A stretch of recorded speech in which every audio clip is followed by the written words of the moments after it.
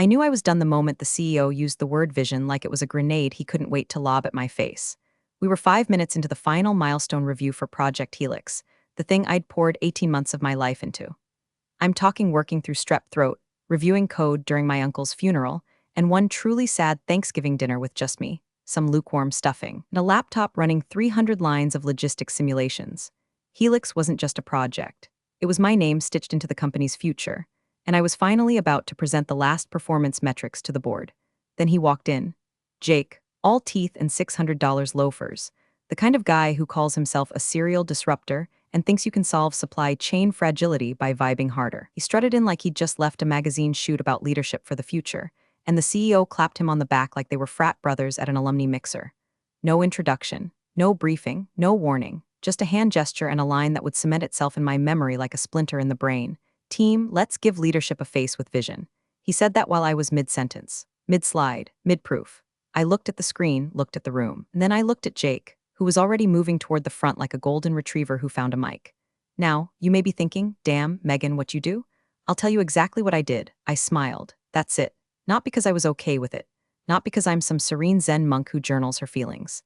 I smiled because when a man with a fragile ego tries to steal your work and your spotlight, nothing terrifies him more than not knowing what you're thinking. Also, quick pause here. If you've made it this far, do me one favor. Tap that subscribe button and hit like. Most people forget, and yeah, I know it's just a click, but it really helps the team keep making these stories. Okay, back to the fire. So Jake starts spewing buzzwords like he's trying to win a corporate bingo game. Synergies, frictionless scaling, data-conscious frameworks, a bunch of salad tossing that made exactly zero sense to anyone who's actually debugged code or written a compliance memo at 2 a.m. I sat there silent, watching the CEO nod like a bobblehead on cocaine, while the board members looked confused but too polite to say anything. I caught Linda from legal giving me a side glance that said, "Girl, is this a joke?" But we both knew the punchline had already been delivered. Meeting ended with polite applause and a slide Jake didn't understand but presented anyway, something about optimizing freight routes using neural networks he couldn't spell. The CEO declared it a paradigm shift and told everyone we were in good hands. Mine, apparently, were no longer needed. I didn't cry, didn't scream, didn't flip a chair or key his Tesla. I waited until they filtered out with their free coffees and performative smiles. Waited until even Jake left the clicker on the table like a used napkin, and then I quietly shut my laptop, reached into my tote, and pulled out a folder I hadn't touched in months. It was plain black, battered around the corners, and labeled in faded Sharpie, retention clauses and independent ownership rights. I slid it into my bag like I was packing a grenade. Then I stood, adjusted my blazer, and walked past Jake's untouched La Croix on the table. That was the moment I stopped working for Signer Jen and started building the fire that would burn down the fantasy they thought they owned. They wanted vision? I had already filed it. The next morning, I opened my inbox to find an email from HR titled, in all caps, Exciting Role Alignment Update, which, if you've worked more than 5 minutes in corporate America, you already know means you're about to get screwed with a decorative bow on top. The message was laced with exclamation marks like they thought enthusiasm could replace dignity. I'd officially been promoted, and by promoted, I mean quietly shoved sideways into a glorified tech babysitter role. My new title? Senior Systems Consultant. Translation: sit in the corner, hand Jake the keys to the kingdom, and smile while doing it. 5 minutes later, my manager, who once forgot my name during a team lunch, called to walk me through the transition. His voice had that chipper HR script energy that makes you want to dig your own grave with a salad fork. "You'll be reporting to Jake now," he said like he was gifting me a puppy and not feeding me to a lion. "He's super excited to learn from you. We know you'll get him up to speed. You're such a team player, team player." If I had a nickel for every time a man said that right before tossing me under a bus, I'd own the parking lot. So I nodded, thanked him for the opportunity, and hung up. Then I walked straight to my car, parked 2 blocks from the office, sat in the driver's seat with a cold bagel, and screamed into the steering wheel like I was trying to kill it with sound waves. I didn't go back in right away. I sat there for 30 minutes with the AC on low, staring at my reflection in the rearview mirror. I didn't look broken. That surprised me. I looked like someone waiting to be underestimated a few more times before lighting a match. Back at my desk, Jake swung by with his perfectly mussed hair and a smug little "let's partner up" energy. He asked for everything: code base access, dev notes, licensing paperwork, my data pipeline cheat sheets. "Anything that'll help me own this deliverable," he said. "Own, not co-lead, not collaborate. Just own." I smiled and said of course. Then I started forwarding him what he asked for, but with just enough polish to keep it legal and just enough gaps to make sure he'd crash and burn. No raw source code. No access to live systems. Just glossy PDFs and half-baked summaries pulled from an old onboarding deck. If he wanted to plagiarize, he'd have to do it blindfolded. He didn't notice, because men like Jake never think the oven's been turned off until they're chewing raw dough and wondering why it tastes like failure. Meanwhile, I quietly opened a secure cloud drive from my personal laptop. Not from the office, not from my work account, from home, with two-factor authentication, a VPN tunnel, and a secondary email routed through an LLC I'd set up 18 months earlier. The folder was labeled Dovetail IP Trust. Inside were signed documents, filing receipts, patent application timestamps, licensing notices from the Delaware Division of Corporations, all cross-referenced, time-stamped, and independently certified. Jake thought he was being handed the kingdom. What he didn't know was the crown jewels were fake, and the vault had already been emptied. That night, I made myself a grilled cheese and poured a glass of wine. Not to celebrate yet, but to mark the beginning of the countdown. Because if Jake was going to stand in front of the board and pretend to be the architect of Helix, then he better learn to present blueprints he actually owned. The invite came through a department-wide Slack ping like it was just another standing meeting. Project Helix Demo Prep, Strategy Alignment for Board Preview. Attendance, Jake, Priya, Anil, Tim. Wednesday 10 a.m. No mention of me. No CC, no heads up. I stared at it for a second and clicked the tiny drop-down arrow next to the meeting title. Yep, I was officially excluded. It wasn't even subtle. They'd formed an entire prep committee for the Helix demo, a product I had built from napkin sketch to prototype, and I wasn't even a ghost in the room. Not consulted, not looped in, not even copied for awareness. I was functionally erased like a coffee ring on a conference table after a Clorox wipe. Jake, of course, didn't mention any of this when he passed me in the hallway that morning with his signature finger gun salute and a big day coming up. Like we were teammates prepping for prom instead of a federal tech pitch. I didn't respond. Just gave him a dead smile and kept walking, mentally rerouting every plan I had for the week. Because if they were planning to launch Helix without me, then it was time to let them try. By lunchtime, the next domino fell, HR. A woman named Steph from People Ops messaged me with a cheerful, "Hey Megan, can we chat quickly today? Just want to align on your new role transition timeline." Smiling face with smiling eyes, she had that double emoji energy you only develop after years of turning layoffs into growth journeys. I scheduled the call, bracing myself for more euphemisms. The meeting lasted 12 minutes. Steph thanked me profusely for being so gracious about the leadership realignment, told me how excited everyone was about my new focus zone, and asked if I could go ahead and sign the digital form, removing me officially from Project Helix's personnel chain. "Just for documentation," she said. "Nothing changes in your pay or benefits, of course. Your terms stay fully intact." And that's when the first crack of lightning lit up the inside of my skull. She said it so casually, she didn't even hear it. "Your terms stay fully intact." I asked for the document, downloaded it, scanned it twice, then once more just to be safe. It did exactly what she said. It removed my name from the active Helix roster. But it left everything else alone: my original offer letter, compensation package, benefits, and most importantly, contractual carve-outs. I signed without hesitation. Then I waited until after 9 p.m. Once the house was quiet, the office was dark, and no one could ping me with fake urgency about synergizing back-end schemas, which, by the way, is a phrase Jake actually used once, unironically. I opened my personal laptop again and logged into the Delaware Secretary of State's corporate portal. Two-step authentication, verified address, registered agent login, and there it was, Dovetail IP Trust, LLC, still active, still clean. No liens, no cross-ownership. Filed under a different name than my SignerGen profile, but traceable if you knew what to look for, which no one at SignerGen ever did, because no one thought I was capable of that kind of foresight, of legal planning, of protecting what I'd built before the wolves could smell blood.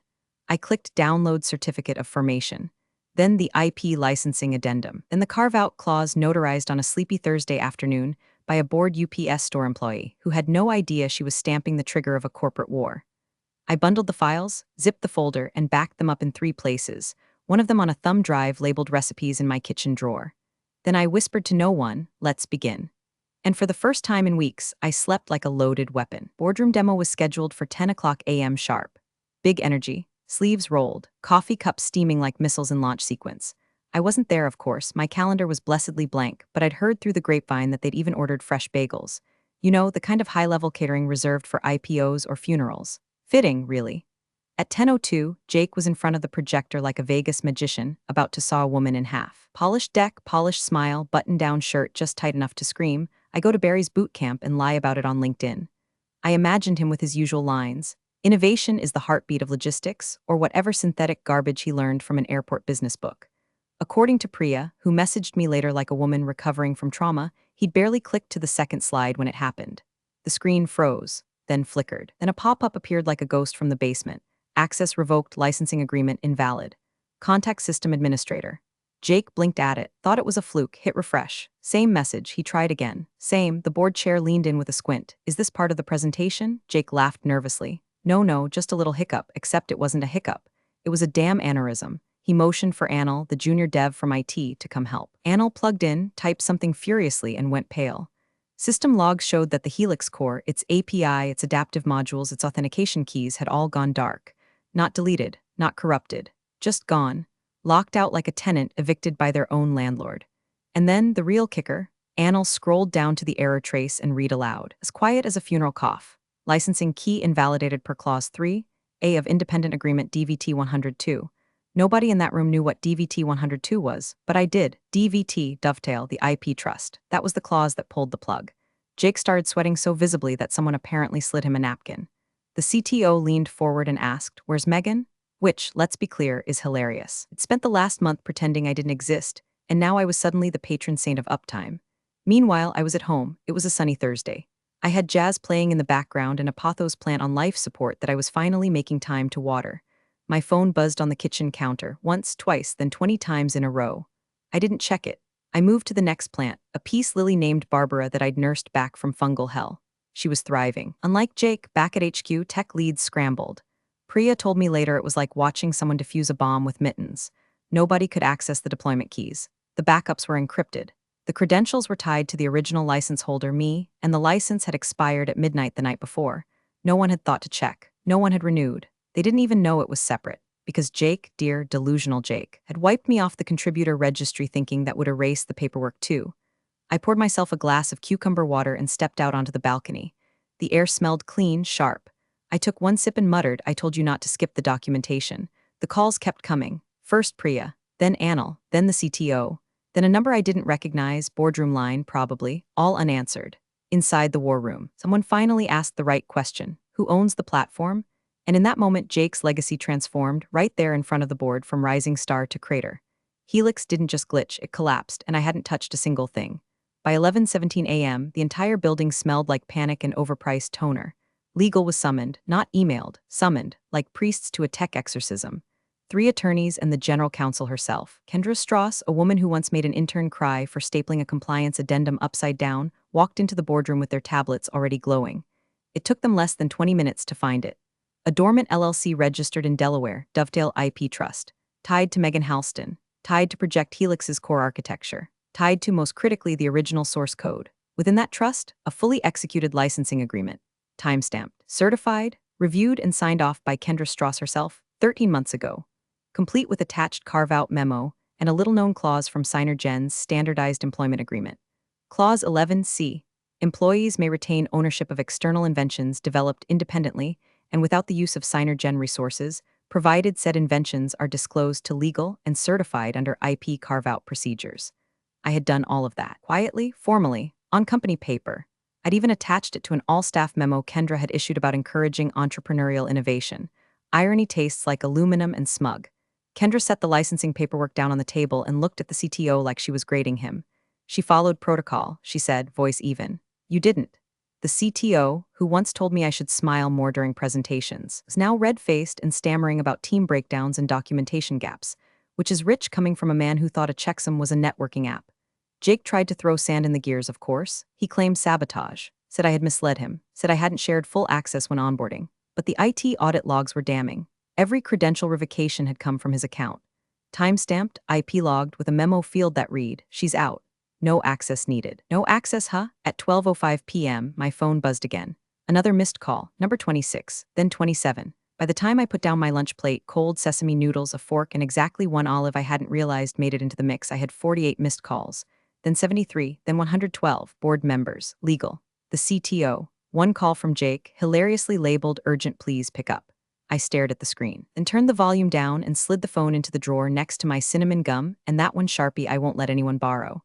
I wasn't being dramatic, I was being clear. By 2:00 p.m., word had leaked across departments that Project Helix was effectively frozen.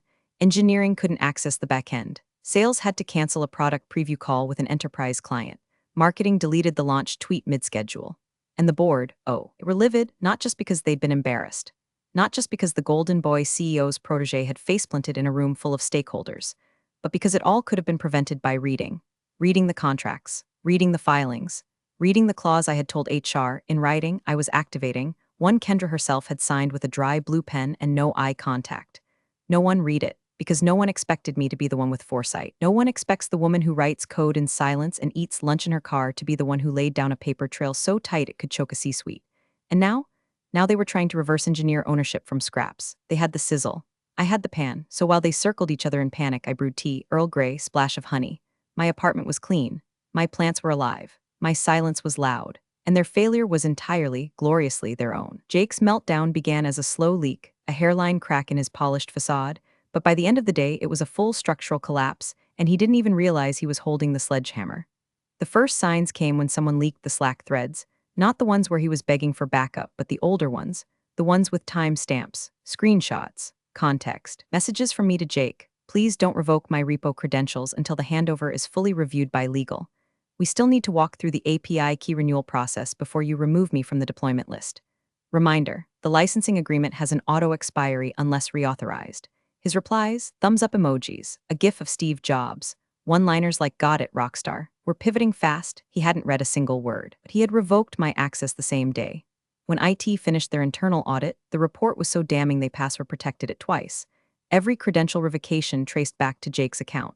The deletion of admin rights, the override of DevOps keys, his own login, his own device, his own unforced errors. It didn't matter how many times he screamed sabotage. The logs were against him. And when the board read those Slack threads, one of the directors reportedly muttered he torched his own parachute. Legal stopped returning his calls that afternoon. HR reclassified him from strategic asset to pending review, and by 5 p.m., his name had been removed from the internal company wiki's leadership page. Just poof, like a ghost of bad judgment. But that wasn't the best part, not even close. The best part came in the form of an email from HR. Subject line, confidential, retention opportunity time sensitive. It was addressed to me. They wanted to talk. Not about apologies, of course, they never go that far, but about resolving this unfortunate disruption with grace. The offer, a salary bump, stock options, retroactive credit for Helix's roadmap, and a custom title they'd cooked up just for me, Chief Innovation Partner. I laughed so hard I had to put down my tea. Partner. Like I hadn't just watched them partner with a PowerPoint fraud who almost nuked their product launch with hubris and hair gel. The offer came with strings, of course. Stay on, fix the system, help Jake transition out, don't speak publicly, don't leak anything else, don't let anyone find out that they never owned what I built. I responded within 10 minutes, thank you for the generous offer. Unfortunately, I'm not available to accept it at this time. I wish the company continued success in navigating its current challenges. Warm regards, Megan Halston. No threats, no ultimatums, just a scalpel where they expected a hammer. I didn't want their money, I didn't want their fabricated titles, and I sure as hell didn't want to play babysitter for a CEO's broken golden boy. What I wanted was control, and I already had it. That was the real kicker for them. The part they couldn't understand. They thought they could buy my silence with benefits and a badge. But I'd already learned the truth. Once you own the code, the license, and the legal trail, you don't need to own the seat at the table. You are the table. So while Jake's world crumbled and the board fumbled for damage control, I opened a fresh browser tab and checked the status of the 3 NDAs I'd received that week, from companies that actually understood vision. Then I lit a candle, opened my windows, and let the air in, clean, detached, quietly victorious. The subject line on the email was short but heavy, board session. Attendance required M. Halston. For the first time in 8 months, they wanted me in the room, not as a ghost, not as a footnote, but as a name on the agenda. The emergency session was called for 4 p.m. Friday, prime slot for corporate bloodletting, scheduled just late enough to pretend it was casual and just early enough to keep the lawyers on speed dial. The meeting would be in the executive conference room, 10th floor, glass walls, and cold air vents that made it feel like the inside of a well-funded morgue. I arrived 10 minutes early, not out of respect, just strategy. People notice when you're already seated. It shifts the power dynamic. I wore a charcoal suit, flats, no jewelry, leather folder tucked under my arm, hair tied back. Calm. Inside the room, 9 board members, the interim CTO, a few legal reps, and one empty seat where Jake used to sit. His nameplate had been quietly removed like an unwanted smell someone Febrezed out of existence. No one stood, but they all looked up when I entered. I nodded politely, made no small talk, and placed the leather folder on the table in front of me. Then I opened it. Inside, 3 clean documents. First, the Certificate of Formation for Dovetail IP Trust, LLC. Second, the notarized licensing agreement between Dovetail and Signer Gen, with signature timestamps and renewal terms. And third, the original carve-out clause from my employment contract. Clause 11, C, highlighted, footnoted, and stamped with the General Counsel's approval from over a year ago. I slid the stack to the center of the table. Let them sit with it. You never owned the core engine, I said. I licensed it to Signer Gen under time-limited terms. Silence. Real silence. Not awkward, not tense, just void. The board chair, a man named Gerard who had previously described me as logistically gifted but not quite strategic, picked up the licensing agreement like it was radioactive. He skimmed the first page, jaw tightening at each line. Do we still have access? He asked. I folded my hands. Only if I say yes. Someone at the far end of the table made a noise like a choked laugh or maybe a breath they forgot to hold. Kendra Strauss, the general counsel, didn't look at me. She didn't have to. She was staring at her own initials on the approval signature line. Gerard cleared his throat. The product is incomplete without the core engine. That's correct, I said. And your licensing terms expired Wednesday night, midnight. Had 18 months to file a renewal. And Jake, his voice trailed off like he couldn't even finish the sentence without tasting blood. He revoked my credentials, ignored my warnings, and deleted access to the admin tools tied to the license, I said. So yes, the terms expired, exactly as written. They sat with that. No one reached for their coffee. No one tapped their pen. No one looked at their phones. Then came the real question. Gerard leaned forward, voice low, like he was trying not to wake a sleeping bomb. Megan, what do you want? That's when I smiled, not smugly, not with malice, just fully. The kind of smile you wear when every brick someone threw at you turned into your foundation. I want what I earned, I said, and I want it on my terms. No threats, no dramatics. Just the truth out loud in a room that had spent months pretending I didn't exist. They had tried to erase me, but now, with the fate of their flagship product gasping for air in a licensing coffin I had built with foresight and restraint, they understood something simple and absolute. You can't own what you refuse to value. And you sure as hell can't lead what you never bothered to read. So they listened. And I waited, because this time I wouldn't be handed crumbs. I was the bakery. The CEO waited until the board cleared out and the glass doors clicked shut. He didn't say a word at first, just stood there at the head of the table like a man who still thought he had cards to play. Like I hadn't already seen the whole deck and burned it on my way in. He straightened his cuffs, sat down across from me, then leaned forward with that measured, firm tone all fragile executives learn from leadership webinars and white-collar sociopaths. Megan, he said, calm as a hostage negotiator, let's not make this adversarial. We're all on the same team here. I didn't flinch. You haven't considered me part of the team in over a year. He gave me a thin smile. Let's not dwell on the past. This isn't personal. We just need to bring Helix home. Internally, back under the Signer Gen umbrella. You're a key part of that vision. I reached into my folder and slid the single sheet across the table. 1 page, 3 logos, 3 offers, each from an investor group with real capital and a very public interest in next-gen logistics tech. All 3 had reviewed the IP structure. All 3 knew Dovetail owned the core. And all 3 had offered me independent acquisition deals, non-exclusive, founder-controlled, no dilution. The CEO read halfway through the first letter before his jaw stopped moving.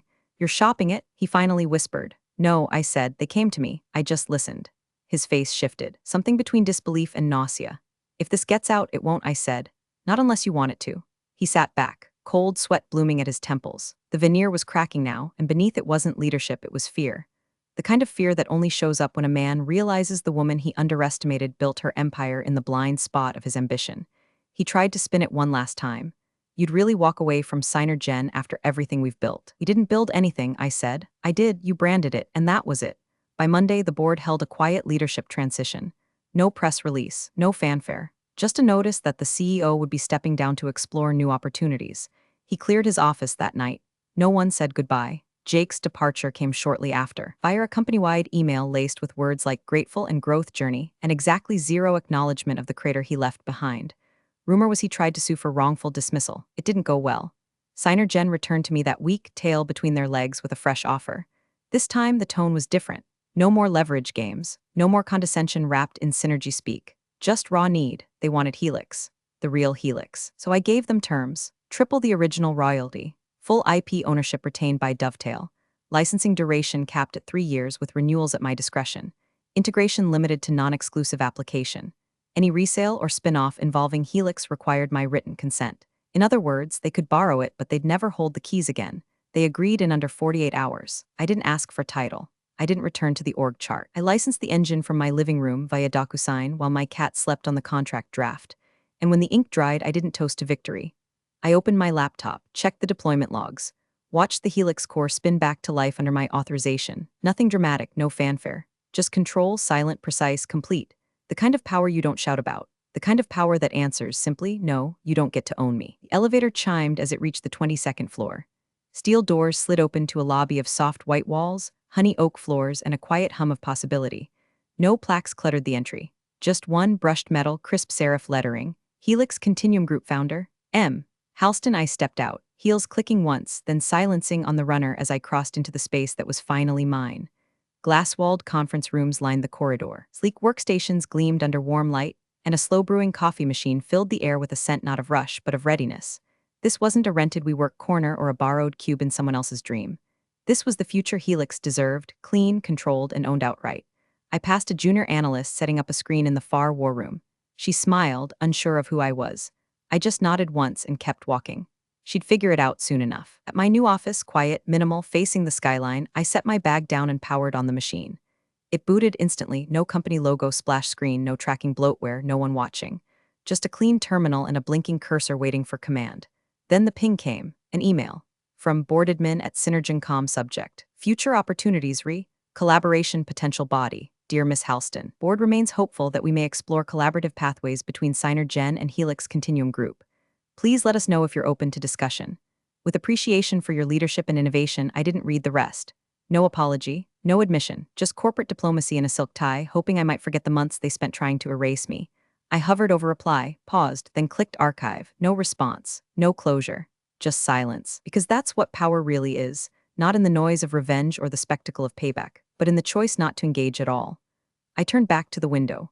Downtown shimmered beneath me like a grid of second chances, but I wasn't looking down, I was looking out. Ahead, past. My phone buzzed with a calendar reminder. Investor strategy call 3 p.m. confidential onboarding deck, and I smiled, not the smile you fake in team photos, but the one that says you knew they'd underestimate you, that they'd call you emotional, too technical, too quiet, not visionary enough. But here's the thing about vision, it isn't loud. It doesn't wear a name tag, it doesn't need a mic or a title, it just files first, while they're still picking fonts. Vision, you said? I filed it before you could even see it. Big thanks for watching, you sneaky seniors. Subscribe to keep the coffee pot brewing revenge. Your ex-colleagues won't know what hit 'em.